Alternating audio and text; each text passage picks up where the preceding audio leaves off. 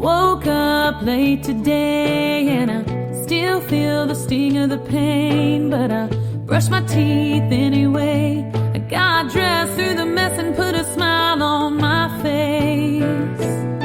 I got a little bit stronger. WGSN-DB Going Solo Network welcomes you to award-nominated relationship internet radio talk show, Going Solo with Cece. Host Cece Shatz is a speaker, author, blogger, and the leading transitional divorce and dating coach with My Friends Connect and Going Solo Next Step. Now, together, let's join Cece.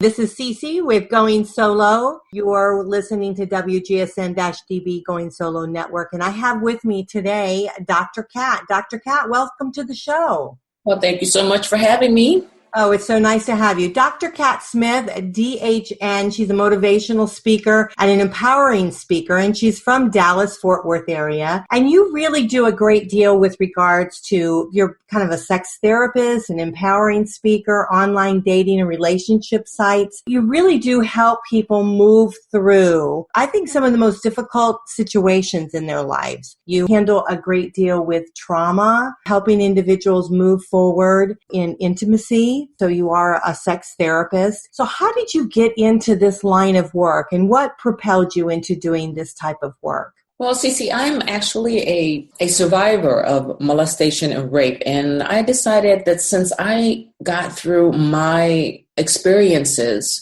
in a way that I can communicate and articulate how it feels to be violated and betrayed and abused, that I should be a voice for other women who couldn't do so. And so I decided to go into this industry and share my story and help others. That's wonderful, because I find, and maybe you've felt this too, is that sometimes when we're helping other people, we actually in turn help ourselves. We grow from that, don't we? Oh, yes, definitely. It's immeasurable. The reciprocal empathy that is shared when you can relate to someone else's pain or their discomfort or their experiences. And I think it fortifies my credentials in a way that, because I've been there and I know what someone would be feeling, that it just, makes people feel very comfortable speaking with me. And I've been told that I'm very easy to talk to. I mean, when you're sharing such intimate and private things with someone, you have to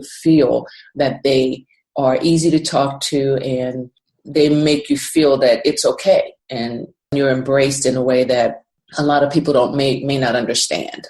Absolutely. And I thoroughly agree with that. I consider myself a transitional coach, helping people get through divorce recovery, transition into dating and relationships. And the reason I feel that that's so important is because divorce is just the element of what's happening to you. Once you get through the financial aspects of it, the legal aspects of it, what you're left with is trying to be able to pick yourself up and move on. And that's that transition time. So you're transitioning as you're going through all that rigmarole that you go through with the actual divorce. But what really is, I think, the most painful and the hardest thing is to pick yourself up afterwards and be able to move forward. And the reason I wanted to have you on the show is because you deal with people like this each and every day, people that are really down and cannot see the light at the end of the tunnel. Yes, I help people transition into a healthier relationship, and they also have to heal in that transition. So within that, it's really a time when you can step back, look at what you didn't receive in the relationship, what you really need in a relationship moving forward, and maybe resolve some issues. So yeah, I think it's more than just a transition. It is a purging and it's a growth period. Right. Absolutely. Absolutely. So often individuals feel like, okay, if I'm going to be able to move forward, I just need to start dating again. And I feel personally that that's not really quite what you need to do. I think that it is an important aspect that we do need to get back out there and meet people and immerse ourselves into a life again. But I also feel that there's steps along the way. And I think that you probably feel that too. So I just wondered if you wanted to share a little bit of what your aspect is moving forward. If you wanted to take someone kind of at the beginning of a very, ending of a relationship that was a little bit traumatic for them, different steps that maybe they could do to be able to progress themselves forward. Well, it's been shown, and I don't have specific numbers, that when you jump right into another relationship after one that may have ended in a traumatic way or not a very pleasant way, you use that person as your transition and you never end up with that person because they are helping you to move in a direction where you're not really dealing with your issues. Okay? So what I would say to someone who's newly single is to just step back, focus on yourself. What can you do to improve yourself? Not that you did anything wrong in the relationship, but use it as a time to really enhance yourself, enrich your own life, improve on something that you have always thought, I could do better here or somewhere else in your life. Whether it's getting back in shape or taking a class you've always wanted to take, just spend some quality time with yourself. I always tell my couples, when you know love for yourself, you can really attract love. If you develop a relationship with yourself, learn to love yourself first. You will radiate that love and that confidence and that self-worth, and you will attract someone who is in that same place. When you don't know love for yourself, or you're criticizing yourself and putting yourself down and not being able to accept compliments, you are telling yourself that you really don't love it. You don't trust yourself. You don't have that confidence and that self-worth. So if you take some time, and in that, I call it a love grieving period, just allow yourself to go through that time without someone else influencing your move forward. Allow yourself that. Such good advice. That is so true. I'm so pleased that you said that, because it really does make a huge amount of difference for someone when they take that time to reflect upon themselves, really figure out where their joy is in life again, and appreciate themselves for who they are. Because so often we don't. I think that we get caught up sometimes in relationships and I have a lot of individuals that come out of long-term relationships, and you get so caught up of being together as a couple, you sometimes lose yourself. And when you then are faced with the fact that you are now alone with yourself, you don't quite know what to do. You don't know who you are or how to go about figuring it out. And I think you need that space of time. I totally agree. I think we as women tend to do that more than men. Women feel that we have to change for the man in our lives. And it's not necessarily true. He fell in love with what you presented. Unless you are not being authentic in who you're presenting to that man when you first get with him, he fell in love with you or was interested in you, was attracted to you. So changing is not necessarily what he may want. And changing how? Are you not being authentic? You're not being true to yourself and you're changing just to please someone else? Or are you taking what you have to offer and making it a complementary thing to his life or her life? We got to look at, do you want to be molded and shaped into something else and be unhappy and being something else, trying to live up to what everybody else wants you to be? Or are you going to live joyously and be true to yourself and laugh and just be happy being you? That comes down to the question. Right. Absolutely. I saw a movie the other day where the couple, they were married for a long time and they were starting to lose themselves, and they were going to be going on a vacation, and they didn't want to tell their children that they were going to be getting a divorce. So they decided they would go ahead and go on this vacation. I guess the one child's getting married or something like that.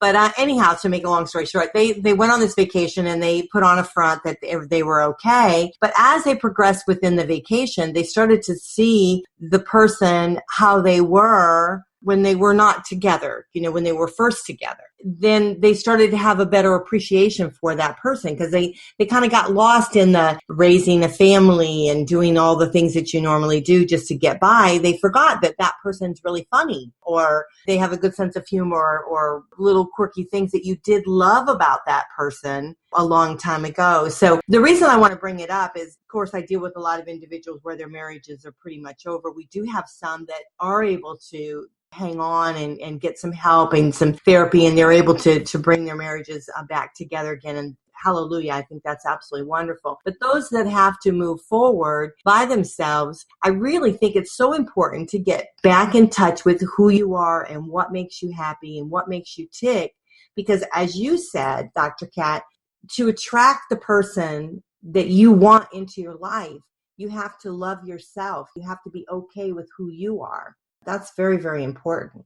It is. It's at the core of what I teach. I am trying at this point to re-educate men and women about the difference between intimacy and sex. I call myself an intimologist, intimacy expert, okay? And in all that I'm teaching and putting out there, I really focus on intimacy. Intimacy is the foundation for relationships. It's where you feel that connection. It's the trust, the care, the nurturing, the support, the respect, all of these wonderful things. I have a book called ABCs of Intimacy, and it goes from A to Z. What is included in this? I call it an intoxicating cocktail of intimacy. Once we feel truly connected to someone because we can trust them, we can talk to them, we feel bonded and belonging to them, we have respect, we have all these wonderful things that we share with them, and now we feel that connection. Because we've all experienced this. You meet someone, it's like hot and heavy, and you go to bed with them too early, and then you kind of like, oh my God, how do I get out of this? And you want to escape. So because there wasn't really that connection, it was just sex. Hey, that's fine. No judgment there. All I'm saying is when you really want a connection with someone, you look for the intimacy. Sex is 7 minutes of physical expression of desire, of lust, it could be love, but a lot of times it has nothing to do with that. So what do you do in your relationship that develops that connection? You got to think about that. Yeah, you got to sleep, you got to eat, you got to work, you got to do all this other stuff, because couples today are emotionally, mentally, and physically exhausted because we're constantly connected with our devices and we have so much on our plates. But you have to be able to carve out time and invest. We invest in your relationship. We spend more time and are more dedicated to getting our nails done or watching our favorite sports team or a television show. We don't dedicate that same amount of time to our relationship. We don't say we have date nights on this night and nothing comes in between that. That is so right. I deal a lot with, of course, the individuals that are transitioning into dating. And one of the things I tell the guys is that you have to have romance. Women need romance. Mm-hmm. And if you're going to be going out there dating, you have to be able to it's just not like you just call them up and you take them out and that's it. It's a dance. And you have to have that romantic dance with a woman. And a lot of the times the guys say, well, I don't know how to do that. I said, well, figure it out. You know how to do that. Come on, you can get on the internet. There's tons of information. I mean, if you go to my website, I have programs. Right now I have 30 days of intimacy. You can go, it's a free program. Each day you will get some email about intimacy. So it encompasses romance, sex, and intimacy. So it's not just about sex, but it gives you all kinds of ideas for date nights, just different things to help you improve your relationship. So there's all kinds of stuff out there. So go to drkatsmith.com and sign up for the 30 Days of Intimacy program and start learning how to be romantic. Right. It's not just men that get it wrong. Oh, absolutely. Absolutely. It's women too. And okay, so women, we have to lighten up on men with, say, oh, they don't have a romantic bone in their body. Yes, some of them don't. But you got to understand, as little boys, they have been loved on and nurtured and stuff until they get a certain age. And then They're saying, oh, you're too big for that. Boys don't cry. You're a man now. And basically are trained to push away from expressing emotion. Okay. So then when they are finally getting this closeness and all of that